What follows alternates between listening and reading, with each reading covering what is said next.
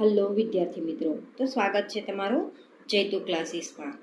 તો ધોરણ 6નો ચોથો પાઠ વનસ્પતિની જાણકારી મેળવીએ. તો વિદ્યાર્થી મિત્રો, કે આપણી આસપાસ ઘણા બધા વૃક્ષો આપણે જોતા હશું અને એકદમ લીલી હરિયાળી આપણે જોતા હશું. તો વિદ્યાર્થી મિત્રો, આજે આપણે એ જ વનસ્પતિ વિશે આપણે ઇન ડિટેલ ભણવાનું છે. તો જો વિદ્યાર્થી મિત્રો, પહેલા જ પેજ ઉપર સરસ મજાનું આપણને એક કુદરતી દ્રશ્ય આપેલું છે. એમાં 3 બાળકો જે છે તે વનસ્પતિને એટલે કે પ્રકૃતિને નિહાળી રહ્યા છે. તો ચાલો વિદ્યાર્થી મિત્રો, આપણે એ પ્રકૃતિને જાણીએ અને માણીએ. તો આપણે શરૂ કરીશું કે બહાર જઈને તમારી આસપાસના તમામ વનસ્પતિનું અવલોકન કરો.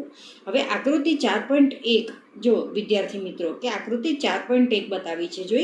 જો જેમાં આપણે આગળ વાત કરી તેમ કે 3 બાળકો જે છે તે પ્રકૃતિને જોઈ રહ્યા છે, તેની મુલાકાત કરી રહ્યા છે.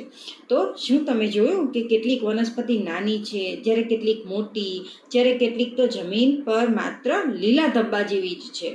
તો તમે આ ચોમાસાની ઋતુમાં તમે આ વસ્તુ ઘણી બધી જગ્યાએ જોઈ હશે.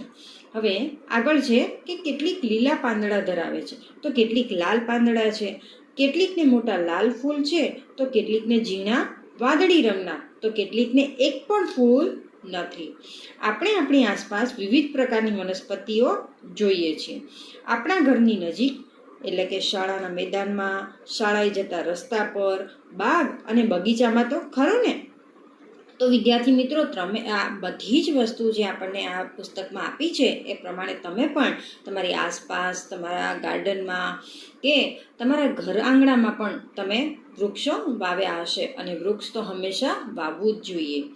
ચાલો વનસ્પતિના વિવિધ ભાગો વિશે જાણીએ. આપણે વનસ્પતિ તો ઘણી બધી જોઈએ છે, પણ વનસ્પતિના ઇન ડિટેલ જાણકારી આપણને આમાં ખૂબ સરસ આપી છે. તેનાથી આપણને વિવિધ પ્રકારની વનસ્પતિના તફાવતો સમજવામાં મદદ મળશે. શું તમે તમારી નોટબુકમાં આકૃતિ 4.2માં દર્શાવ્યા મુજબ વનસ્પતિની આકૃતિ દોરી? જો વિદ્યાર્થી મિત્રો, હવે આપણે જોઈશું આકૃતિ. સૌથી પહેલાં જો પહેલા જ પેજ ઉપર આપી છે ને 4.2 વનસ્પતિના ભાગ. તો સૌથી પહેલાં જ આપણે નીચેથી શરૂઆત કરીશું. તો દ્વિતીય મૂળ બતાવ્યું છે વિદ્યાર્થી મિત્રો, પછી છે પ્રાથમિક મૂળ એટલે કે એની ઉપરનું પડ બતાવ્યું છે.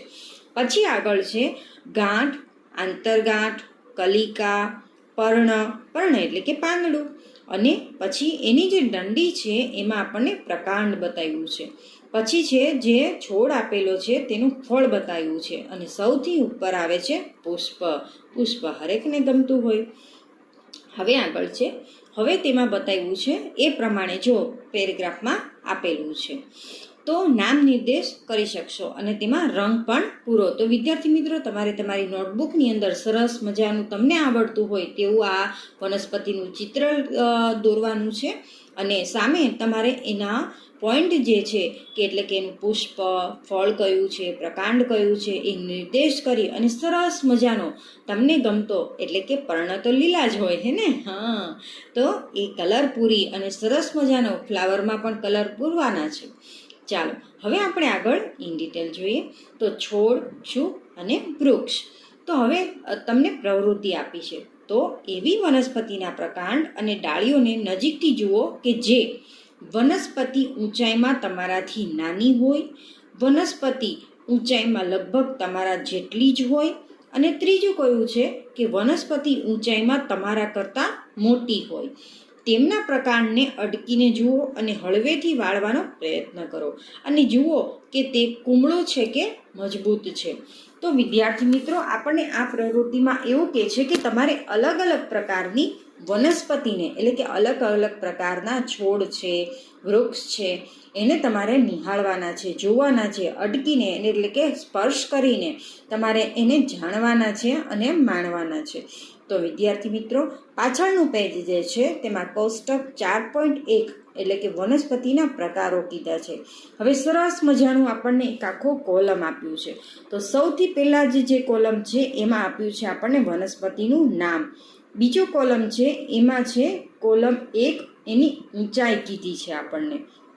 પછી આપ્યું છે કોલમ 2 અને એમાં છે પ્રકાંડ. તો જો પ્રકાંડની અંદર પાછા પેટા વિભાગ આપ્યા છે. તો પ્રકાંડની અંદર કીધું છે કે લીલું છે, કુમળું છે, જાડું છે કે સખત છે. બરોબર. હવે આવે છે આગળ કોલમ 3. તો કોલમ 3ની અંદર આપણને આપ્યું છે ડાળીઓ ક્યાંથી ઉદ્ભવે છે, અને એના છે પેટા વિભાગ કે પ્રકાંડના આધાર પાસે કે પ્રકાંડ પર ઊંચાઈએ. અને ચોથું કોલમ છે તેનો વિભાગ છે કે વનસ્પતિનો વર્ગ. વર્ગ એટલે કે તેમાં એ છોડ છે કે વૃક્ષ છે તે તમારે જણાવવાનું છે. હવે જો વિદ્યાર્થી મિત્રો 3 આપણને આપ્યા છે અને બાકીના તમારે હોમવર્ક છે. તો પહેલું જ આપણને આપ્યું છે કે ટામેટાં. ટામેટાં આપણે ઘરમાં ઉપયોગ કરતા જ હોય. આ મમ્મી સરસ મજાનું શાક આપણા માટે બનાવતી હોય તો તેમાં એનો ઉપયોગ જરૂરથી થતો હોય, અને ટામેટાં તો આપણા હેલ્થ માટે ખૂબ સારી વાત છે. તો હવે તેની ઊંચાઈ વિશે વાત કરી છે. તો કે તેની ઊંચાઈ કેવી હોય? નીચી હોય. તમે ટામેટીના છોડ ન જોયા હોય તો વિદ્યાર્થી મિત્રો તમારી આસપાસ ક્યાંય ઉગ્યા હોય, વરસાદી વાતાવરણમાં આજુબાજુ ચોક્કસપણે ઉગતા હોય, અને ન જોયા હોય તો નર્સરીમાં ખાસ મુલાકાત લઈ અને હરેક છોડની જાણકારી મેળવવી ખૂબ જરૂરી છે. ચાલો, તો હવે કોલમ 2ની અંદર તો કેવું હોય છે? તેનો પ્રકાંડ લીલું હોય છે અને કુમળું હોય છે. ટામેટીનો છોડ હોય છે ને એકદમ કુમળો હોય, તમે એને બહુ વાળવા જાઓ ને તો એ તૂટી જાય એમ છે. અને પછી છેલ્લી કોલમમાં તેને બતાવ્યું છે કે તેનો જે વર્ગ છે એને કેવું કહેવાય? તો કે તેને છોડ કહેવાય. હવે સેકન્ડ આવે છે આંબો. તો ફળોનો રાજા છે ને કેરી, હા, સૌને ભાવતી હોય. તો આંબા વિશે કહ્યું છે. તો તેની ઊંચાઈ કેવી હોય છે? એકદમ ઊંચી હોય છે. હવે આગળ કહ્યું છે કે તેનું પ્રકાંડ કેવું હોય છે? એકદમ જાડું હોય. તમે જોજો વિદ્યાર્થી મિત્રો કે આંબો હોય ને તો એકદમ મોટો, ઘટાદાર અને એકદમ સરસ મજાનો ફેલાયેલો હોય. તો તેનું પ્રકાંડ કેવું હોય છે? જાડું હોય છે અને સખત હોય છે. અને તેનો વર્ગ કેવો છે? તો વૃક્ષ છે. બરોબર ને? અને એના પ્રકાંડની ઊંચાઈ પણ સારી હોય છે. બરોબર. હવે આગળ આપણને બતાવ્યું છે લીંબુ. બરોબર. ખાટું સરસ મજાનું, અને ઉનાળામાં આપણે એનું શરબત કરીને પીએ છીએ કે જેથી આપણને એનર્જી રહે. તો લીંબુની વાત કરી છે. તો લીંબુ મારી ઊંચાઈ જેટલી, મતલબ કે તમારી ઊંચાઈ જેટલી હોય છે. હવે તમે તમારી હાઈટ 6ઠ્ઠા ધોરણમાં હોય ત્યારે કેટલી હોય એ પ્રમાણે, બરોબર ને? અને આગળ કીધું છે કે ભાઈ તેનો પ્રકાંડ હોય છે ને એ પણ આંબાનો જેમ છે ને એવી રીતના જ, કારણ કે તે ક્ષુભ જેવું હોય છે, મતલબ કે ઘટાદાર થાય. બરોબર. નહીં વૃક્ષ કે નહીં મીડિયમ સાઇઝનું હોય છે, માટે એવું કીધું છે. બીજું એનો પ્રકાંડ પણના આધાર પાસે પણ એ હોય છે, અને એનો જે પ્રકાંડ છે તે પણ સખત હોય છે અને તે શુભ છે. હવે આગળ કહે છે કે ધ્યાન રાખો કે હવે બાકીના જે વિદ્યાર્થી મિત્રો રહ્યા છે ને વનસ્પતિના પ્રકારો, એમાં તમારે જાતે હોમવર્ક કરીને જોવાનું છે. ચાલો આગળ. ધ્યાન રાખો કે પ્રકાંડ તૂટી ન જાય. ઊંચા વૃક્ષોના પ્રકાંડની જાડાઈ જાણવા માટે તેને બાથ ભરો, મતલબ કે તેને જુઓ, એને સ્પર્શો તો તમને ખ્યાલ આવશે કે તેનો પ્રકાંડ સખત છે કે કુમળો છે એમ.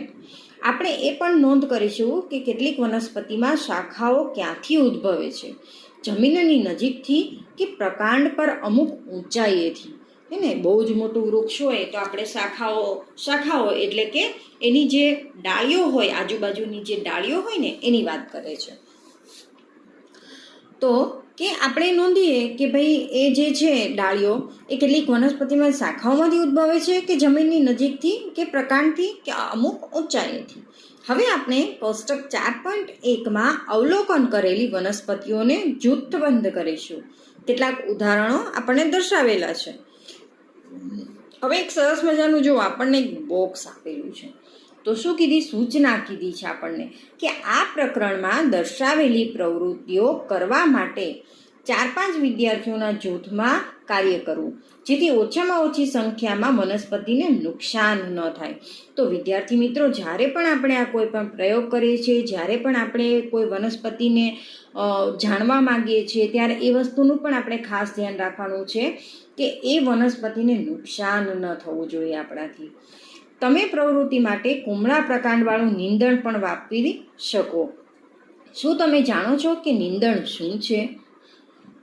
ધાન્યના ખેતરોમાં, ઘાસના મેદાનમાં કે કુંડામાં ઘણીવાર અનિચ્છીય, તો અનિચ્છીય એટલે મતલબ કે અનિચ્છીય તો મતલબ વનસ્પતિ કે નીંદણ ઊંઘી નીકળે છે. શું તમે ખેડૂતોને તેમના ખેતરમાંથી નીંદણ દૂર કરતા જોયા છે? તો વિદ્યાર્થી મિત્રો કે કોઈ પણ પ્રકારનું વૃક્ષ ઉગ્યું છે એની આજુબાજુ જે કંઈ ખડ ઉગે છે, બરોબર, સાદી ભાષામાં એને આપણે ખડ પણ કહી શકીએ, તો એ ખડ જે ઉગે છે અને એને કાઢીએ છીએ તેને શું કહેવાય છે? નીંદણ કહેવાય છે, અથવા તો નિંદામણ કર્યું કહેવાય છે. હવે આપણે સામે જોઈએ કે તમે બીજી વનસ્પતિઓ માટે કોલમ 1, 2 અને 3 ભરી શકો છો. હવે આ વિભાગનો અભ્યાસ કર્યા પછી કોલમ 4 ભરવાની છે. આ લક્ષણોને આધારે મોટાભાગની વનસ્પતિ 3 વર્ગોમાં વર્ગીકૃત કરી શકાય છે, એટલે કે છોડ, ક્ષુપ અને વૃક્ષ. હવે આકૃતિ 4.3માં દરેક ઉદાહરણ દર્શાવેલું છે. જો વિદ્યાર્થી મિત્રો, આપણને એ આપ્યું છે તે શું આપેલું છે? છોડ આપેલું છે.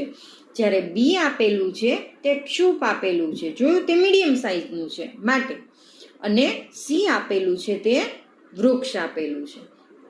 હવે વિદ્યાર્થી મિત્રો, પેજ નંબર 33 જે છે તે આપણે બીજા વિભાગમાં ભણીશું. તો વિદ્યાર્થી મિત્રો, વધારે ને વધારે આ ચેનલને સબસ્ક્રાઈબ કરો, લાઈક કરો અને જરૂરમંદ વિદ્યાર્થીઓને શેર કરો. Thank you. હેલો વિદ્યાર્થી